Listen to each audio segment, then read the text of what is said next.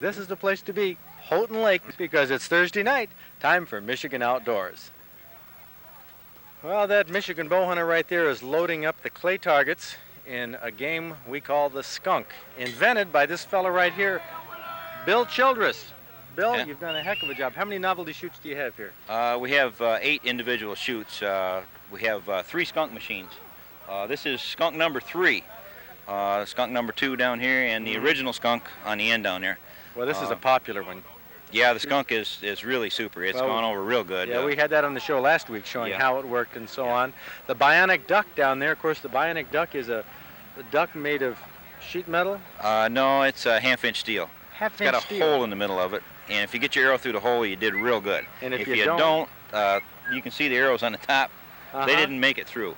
Okay, those arrows there have been donated to the bionic duck. Well, let's walk on down here and look at a couple of these novelty shoots here that you have here.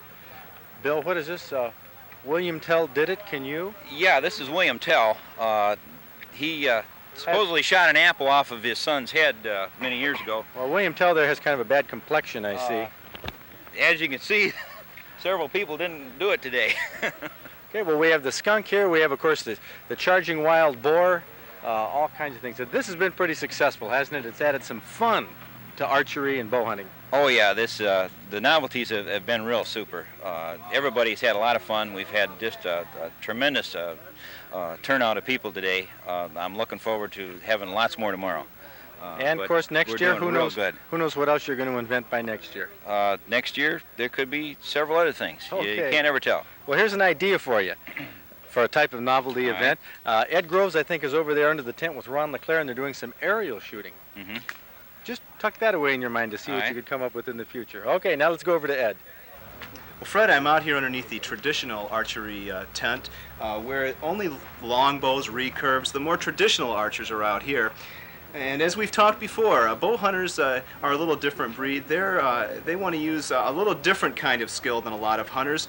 Some of them go to compound, some of them go to a recurve bow like this one, and some of the, I guess they're the purest, the most traditional, go to nothing more than a straight stick with a string on it.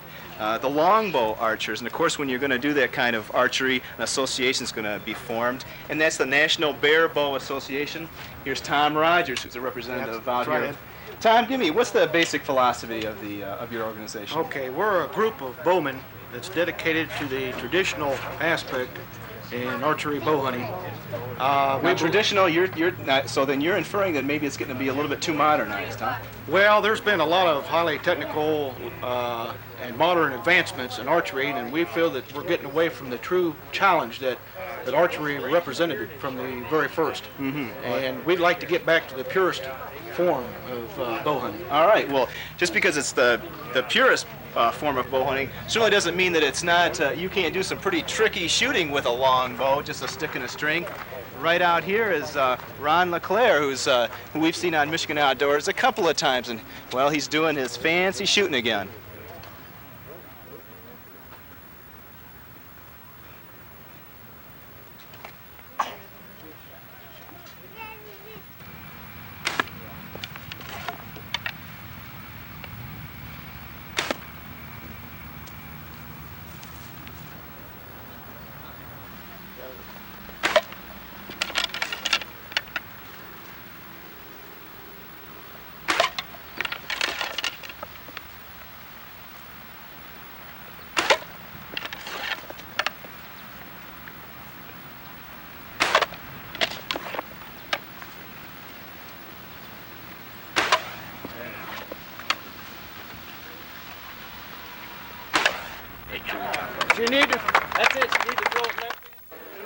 Well, we're inside the main exhibition area of the high school here at Houghton Lake, looking at the state record typical bow kill buck.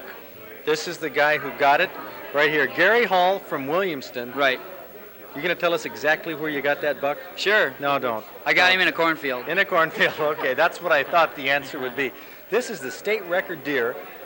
That one is yours too, right here? Yes. I took that in the same cornfield 2 years later, about 25 yards to the north before I shot this one. Are there any more like that out there? I hope so. I've been watching a couple nice ones this year.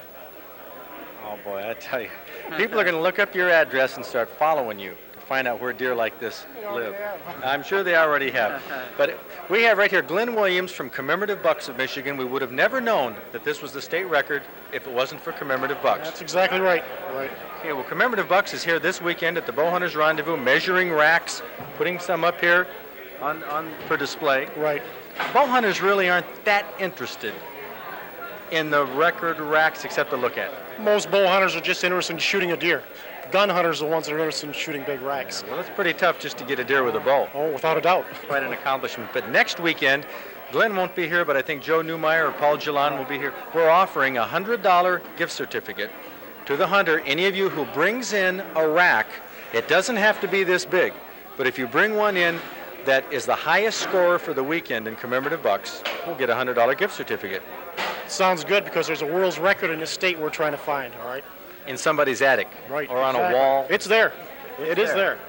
Okay, well, we're going to look for that. And maybe if you have a big rack, you can bring it out here, maybe win a $100 gift certificate. Well, you have a lot of bucks here, Glenn. A lot of people have brought theirs through. Gary, we're going to have you on the show to talk a little bit about technique this fall. Okay. Will you do it? Just give us a call. Okay, we'll do that. Gary Hall, he won the state record with the bow hunting. Come on, guys, over here. I have a couple more. Brad Bruce is going to be here next weekend, or this coming weekend, I should say, for the outdoor fair. Now, Brad, you're a taxidermist. Yes, sir. And with Wildlife Taxidermy Art in Tecumseh, Right. you mounted this buck right here. Right, uh-huh. Now, that is a nice buck, and it's an interesting story behind it. Mr. Rauschert. Yes, sir.